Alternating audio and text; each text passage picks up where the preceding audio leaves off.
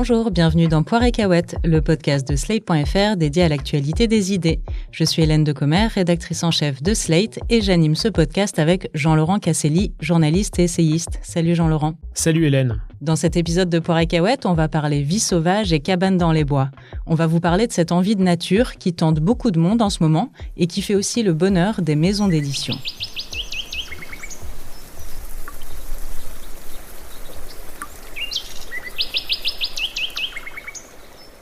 Oui, depuis quelques mois, j'ai l'impression que tout le monde autour de moi s'intéresse aux champignons, à la forêt, aux oiseaux, aux ours, aux médecines naturelles, aux stages de jeunes, à l'habitat léger.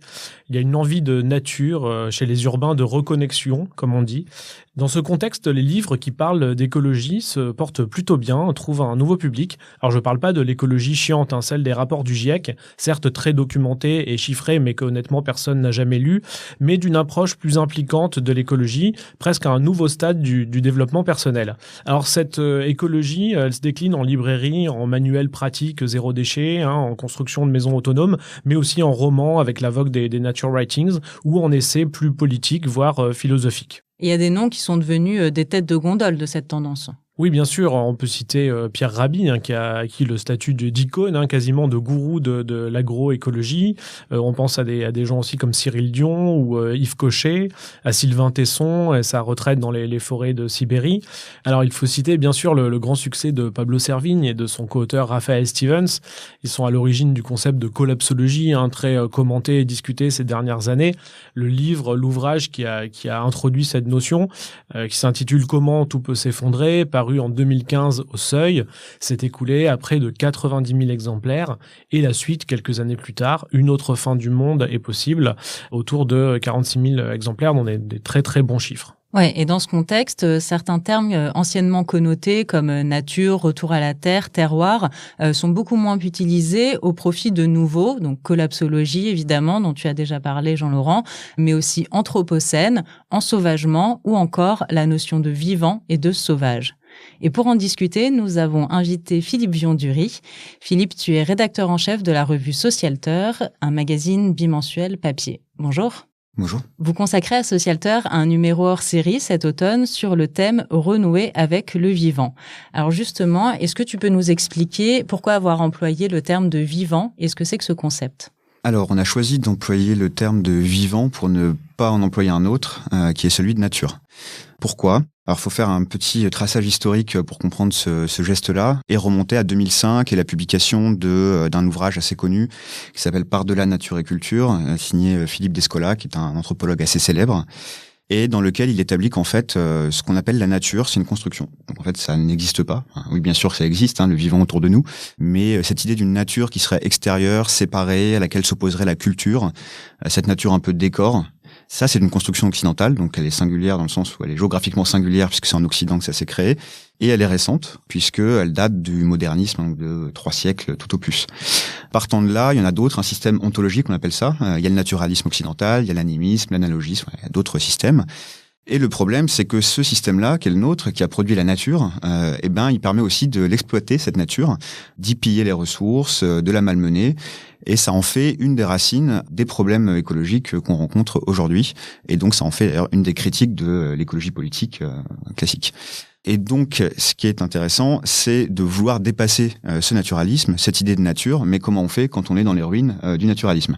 Et donc, on a des auteurs, dont celui qu'on a invité, donc on parlera peut-être après, Baptiste Morisot, qui tentent de produire un cadre conceptuel nouveau.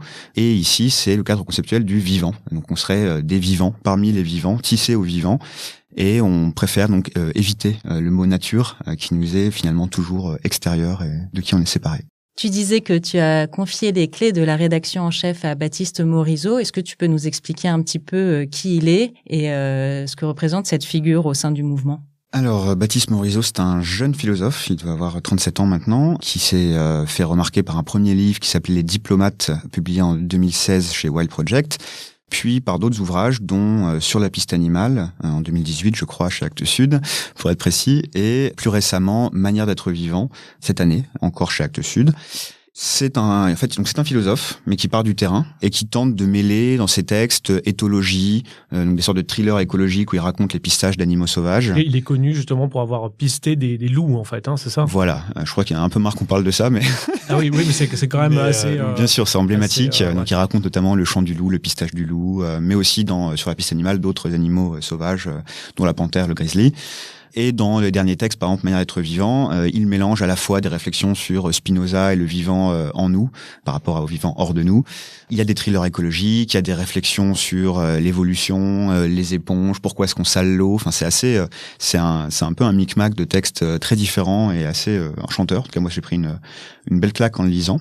Et c'est ce qui nous a incité à, évidemment, l'inviter. Mais par ailleurs, il vend aussi beaucoup de livres, comme vous l'avez mentionné. Et alors, est-ce qu'il a bien travaillé, Baptiste Morisot? Qu'est-ce qu'il vous a livré? Il a beaucoup bossé, ouais, on peut le remercier. On a structuré ensemble, donc il a fait des textes, il a aussi piloté pas mal les interviews, les choix d'interviews, etc. Surtout, on a structuré ensemble le hors-série autour de 3 temps qui reflètent assez bien, je pense, son travail. Donc une première partie qui est sur l'attention portée au vivant, donc prêter attention, puisque son diagnostic, c'est que la crise écologique est aussi une crise de la sensibilité. C'est-à-dire qu'on ne sait plus ce que c'est que le vivant, on n'a plus de connaissances naturalistes, on rêve de vivant sans savoir ce que c'est. Donc il y a une question de porter une autre attention, un nouveau style d'attention au vivant, et par exemple de repenser la photo, la façon dont on a fait de faire les documentaires animaliers, enfin tout est à repenser. On a une partie sur la défense du vivant, donc ça c'est plutôt la partie, on va dire, lutte concrète. Donc, comment articuler une culture du vivant qu'on aimerait faire naître avec une culture des luttes qui est déjà là. Et donc là on va explorer à la fois les ZAD, les militants écologistes, Sea Shepherd, voilà. Donc vraiment l'aspect lutte très concrète. Et une troisième partie sur les alliances, donc s'allier au vivant, qui est un de ces concepts, le concept de diplomatie et d'alliance, et là qui consiste à réfléchir à comment reconcevoir complètement nos liens avec le vivant, mais là encore pas dans une dynamique individualiste, mais vraiment une dynamique du collectif. Donc ça passe par exemple produire une nouvelle façon de concevoir la domestication, l'exploitation forestière, qui soit durable et qui prenne soin des sols et des arbres, la permaculture, voilà, comment repenser nos systèmes et leurs interactions avec le vivant, leur place dans le vivant, de façon à ce que ce soit durable et qu'on participe de nouveau à ce qu'on appelle l'habitabilité du monde.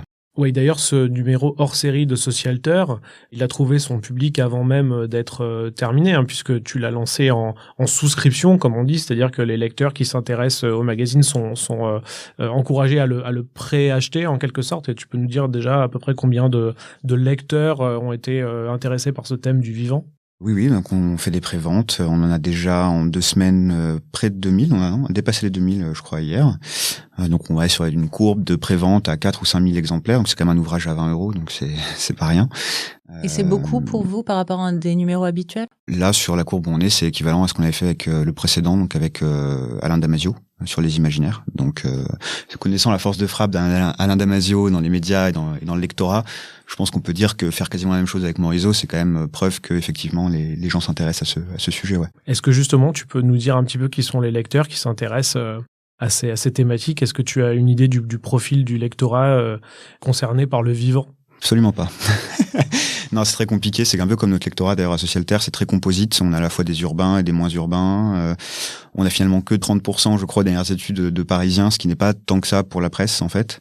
Donc non, on a des jeunes et des moins jeunes. Après, quand on regarde par exemple sur les préventes sur Ulule, puisque c'est en prévente sur Ulule, effectivement, on est quand même plutôt sur des profils assez jeunes, étudiants, jeunes diplômés, trentenaires, profils plutôt cultivés, en tout cas qui lit des livres. Beaucoup de gens ont dit j'ai lu Morisot, je suis content de le retrouver un magazine avec Morisot à sa tête.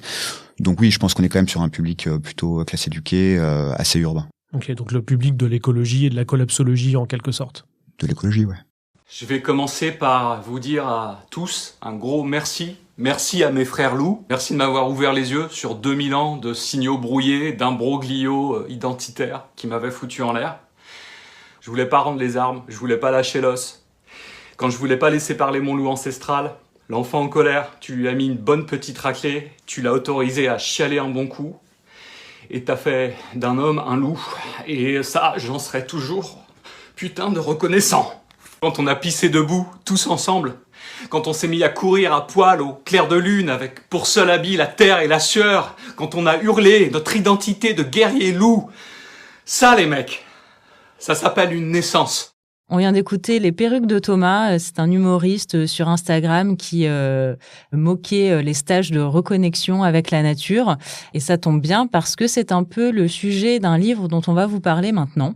L'Utopie sauvage. Alors, L'Utopie sauvage, c'est paru aux Arènes en septembre 2020. C'est signé Sébastien Delgalarondo et Tristan Fournier.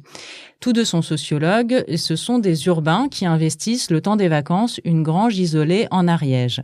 Le fil rouge de leur livre, c'est leur immersion concrète dans la nature avec toutes les activités qui vont avec, retaper la grange, cueillir des plantes, les manger, etc.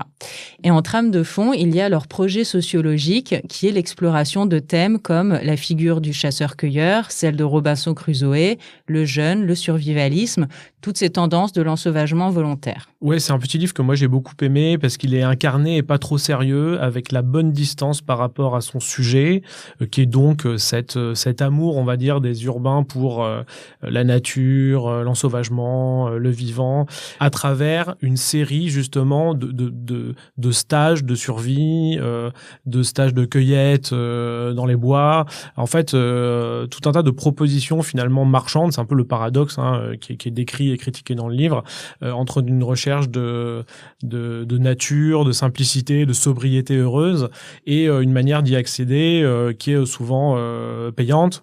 C'est le grand paradoxe, par exemple, des stages de jeûne où tu manges pas, mais tu dois payer ta semaine. Et c'est vrai qu'on les voit suivre avec aussi une certaine empathie, parce qu'ils font eux-mêmes partie de ce mouvement-là.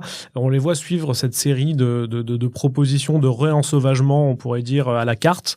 Moi, ça m'a rappelé un livre paru il y a quelques années qui s'appelait Le syndrome du bien-être, de deux autres sociologues déjà qui s'amusaient en fait avec leur regard de sociologue très critique du business, du développement personnel et des promesses d'amélioration de soi.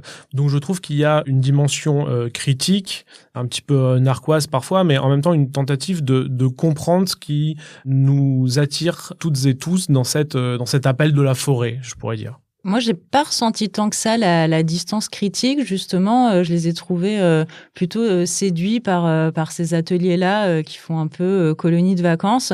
Et c'est vrai que même si j'ai trouvé le livre assez sympathique à lire, je trouve que c'est un peu la collapsologie joyeuse, quoi. C'est des petits ateliers comme ça, mais qui sont sur une tendance très individuelle, et on ne voit pas trop le projet collectif qu'il y a derrière. Et puis, c'est un petit peu comme les livres de Sylvain Tesson, je trouve. C'est très beau, mais on se demande vraiment à qui c'est accessible, toutes ces expériences. Alors moi je trouve que quand même il y a une dimension politique qui est assez clairement affirmée, parce que les auteurs tout au long du livre et dans leur petit tour de France de l'ensauvagement montrent qu'il y a deux manières en fait d'être sauvage. Il y a, on pourrait dire entre guillemets, la bonne et la mauvaise manière, c'est-à-dire qu'on sent bien que le mec qui va cueillir ses champignons en forêt mais avec un imaginaire plus collectiviste ou de gauche, c'est sympa, et celui qui va cueillir ses champignons avec un imaginaire à la The Walking Dead, de survivaliste, on va dire, avec un côté presque un peu soralien du réensauvagement, ça c'est plus problématique. Et donc je trouvais qu'il y avait une bonne mesure dans ce livre. Mais Philippe, je sais pas si toi ça t'a vraiment convaincu. Moi, c'est plus le sujet qui me pose question dans le choix, l'objet du travail de ces deux sociologues, qui est encore une fois, moi j'ai l'impression d'avoir déjà un peu lu ce livre sur l'objet survivaliste ou retour au chamanisme ou expérience spirituelle dans la forêt. Et en fait, moi, ce qui m'intéresse, que ce titre, c'est quand même le besoin de nature, l'irrépressible besoin de nature. Moi, ce qui m'intéresse serait plus, en fait, ces gens un peu plus, entre guillemets, normaux, moins individualistes et paranormaux, qui retournent dans des fermes, qui retournent dans le rural, qui n'en peuvent plus avec le Covid de leurs appartements de 40 mètres carrés à Paris. Et eux, c'est quoi leur déconvenu, c'est quoi leur désir, c'est quoi leur ethos. Et en fait, cette génération-là me semble peut-être déjà plus grosse et en termes d'effectifs, et plus porteuse de sens politique. Et du coup, ce serait plutôt un livre là-dessus que j'aurais envie de peut-être pour une suite de l'Utopie sauvage. Peut-être le prochain, j'espère. On a tous les deux décidé de vivre dans la forêt. Moi, c'était après une grosse crise de surmenage et un burn-out alors que j'étais en fac de sociaux. Donc, du coup, j'ai vite compris que la vie active, c'était pas pour moi. Et moi, selon le calendrier ayurvédique, je suis cigogne ascendant boulot, donc c'est totalement cohérent. C'était trop difficile, l'écologie dans Paris. On a décidé de quitter notre immeuble quand nos voisins se sont plaints de nos toilettes sèches en appartement. Là. Donc voilà, dans notre maison, tout est compostable. La porte est compostable, les vitres sont compostables. Même notre bébé est compostable. Voilà, on vient d'écouter un extrait d'un sketch de Brut, une parodie de Brut, sur un couple qui vit en pleine forêt, en autonomie. C'est vrai que c'est des témoignages qu'on lit de plus en plus souvent. Et on voulait parler dans cette émission autour du vivant d'une parution aux éditions du Faubourg, qui date aussi de la rentrée de septembre, qui s'intitule Les Terrestres. Alors, il s'agit d'une enquête dessinée, un documentaire BD, roman graphique, je sais plus trop bien comment il faut dire, mais bon, de ce nouveau format qui marche plutôt bien en ce moment en librairie et qui associe dessin, illustration et réflexion politique ou sociale. Alors, il s'agit donc d'une BD réalisée par Raphaël Macaron, qui est une jeune illustratrice libanaise, qui part en reportage avec Noël Mamère, le plus célèbre moustachu des Verts français, dans la France des alternatives écolo. Alors leur enquête consiste en une série de reportages sur les lieux de la transition écologique, de la ZAD de Notre-Dame-des-Landes, célèbre désormais, vers aussi d'autres écolieux moins connus, des maisons autonomes, des villages en transition, des petites communautés autosuffisantes.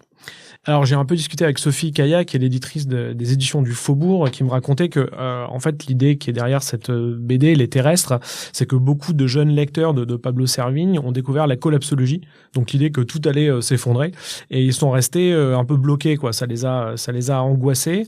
Et dans ce tour de France, donc des lieux écolos et alternatifs, on suit à travers le regard de l'illustratrice une prise de conscience, en fait, progressive des problèmes qui se posent, qui sont énormes évidemment, mais aussi des solutions apportées. Alors c'est des solutions très locales, autour de quelques petits lieux aujourd'hui très identifiés, qui fonctionnent en réseau, ces oasis en fait qui sont parfois aussi peuplés de gens assez like-minded comme on dit, c'est-à-dire qui pensent un peu tous pareil, qui sont tous des ingénieurs, des diplômés, qui ont quitté le monde du travail, des open space pour faire de la permaculture. Je caricature à grands traits, mais on a l'impression que de plus en plus qu'il y a quand même une population cible de ces alternatives.